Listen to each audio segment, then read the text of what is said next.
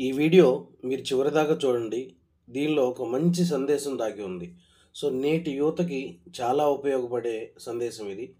ఒక్కసారి మనం వీడియోలోకి వెళ్ళినట్లయితే, ఒక మంచి కాఫీ లాంటి సందేశం. సోక్రటీస్‌కు మరణశిక్ష విధించారు. తన ఉపన్యాసాలతో యువకుల్ని నాశనం చేస్తున్నాడని అభియోగం. ఆయన్ని జైల్లో పెట్టారు.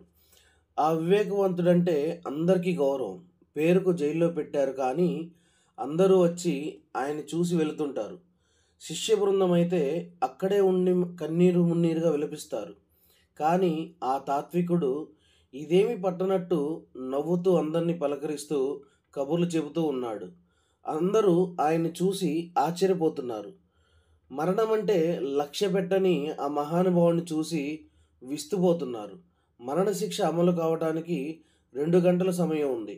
ఆ శిక్ష విషం తాగి మరణించటం. సమయం సమీపించకొద్దీ అభిమానుల గుండెలు కొట్టుకుంటున్నాయి. సోక్రటీస్ ఆ సంగతే పట్టనట్లు, అది తనకు సంబంధించిన విషయమే కాదన్నట్లు ఉన్నాడు. అందరి ముఖాల్లో ఆందోళన, దిగులు, ఆయన ముఖంలో ఆనందం వెలుగు. ఆయన కిటికీలో నుంచి బయటకు చూస్తూ కూర్చున్నాడు. బయట ఒక చెట్టు కింద ఒక బిచ్చగాడు కూర్చొని లైర్ వాయిద్యం వాయిస్తున్నాడు. ఆ తీగల్ని మీటుతూ పాడుతున్న పాట సోక్రటీస్ మనసుకు తాకింది. పరవశంగా కళ్ళు మూసుకున్నాడు. చల్లటి గాలి ఆ పాటను మోసుకొచ్చి పరిమళంగా సోక్రటీస్ హృదయాన్ని తాకింది. ఎప్పుడు ఆనందంగా ఉండే అతను మరింత ఆనందపడ్డాడు.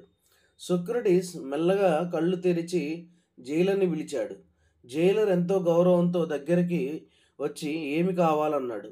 సోక్రటీస్ కిటికీలో నుంచి చూపించి, మీకు అభ్యంతరం లేకుంటే ఆ బిచ్చగాడిని తీసుకొస్తారా అని అడిగాడు.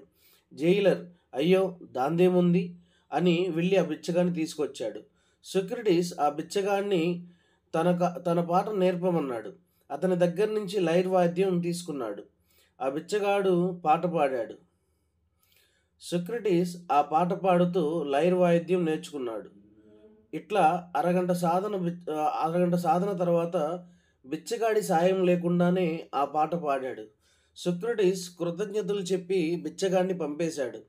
ఆయన శిష్యులు జైల్లో ఆశ్చర్యపోయారు. మరణశిక్షకు ఇంకా గంట మాత్రమే ఉంది. కానీ సోక్రటీస్ ప్రవర్తన వాళ్ళకు వింతగా అనిపించింది. శిష్యులు, గురువుగారు, ఇక గంటలో విషపాత్ర మీ చేతికి వస్తుంది. అది తాగి మీరు ఈ లోకాన్ని వదిలిపెట్టి వెళ్ళిపోబోతున్నారు. కానీ ఇప్పుడు మీ ఈ లైర్ వాయిద్యం మీద ప్రాక్టీస్ చేసి పాట నేర్చుకున్నారు. ఏమిటిది అని కన్నీళ్ల పరవంతరి అయ్యారు. సోక్రటీస్ నవ్వి, జీవితం అంటే నేర్చుకోవటం, మరణం గురించి ఆలోచించడం కాదు. నేను, నువ్వు, ఇక్కడున్న అందరం ఎప్పుడో ఒకప్పుడు చనిపోతాం. కానీ జీవించనన్ని నాళ్ళు ప్రతి క్షణం విలువైందే. ఎప్పటికప్పుడు తెలియంది తెలుసుకోవటంలో ఆనందం ఉంది. గంట క్రితం నాకు ఆ పాట తెలీదు. ఇప్పుడు నేర్చుకున్నాను. ఇంకా నా జీవితంలో గంట సమయం ఉంది. అంటే ఇప్పటికీ నేర్చుకోవడానికి నాకు అవకాశం ఉందన్నాడు. శిష్యుల నోట మాట రాలేదు. జీవితం అంటే ఏడుస్తూ కూర్చోవడం కాదు. జీవితం అంటే నాకు ఇంతే రాసిపెట్టి ఉంది అనుకొని నా కర్మ ఇంతే అంటూ నిందించడం కాదు. జీవితం అంటే నేర్చుకోవటం. సో చూశారు కదా! సో జీవితంలో మీరెప్పుడైతే నేర్చుకుంటూ ఉంటారో ఖచ్చితంగా మీరు అనుకున్నది సాధిస్తారనమాట. సో ప్రతిరోజు నిరంతర విద్యార్థిలాగా ఉండేవాళ్ళు ఖచ్చితంగా మంచి లైఫ్‌లో అయితే ఉండడం జరుగుతుంది. So thank you guys. ఇట్లు మీ జెండాపై కపిరాజు.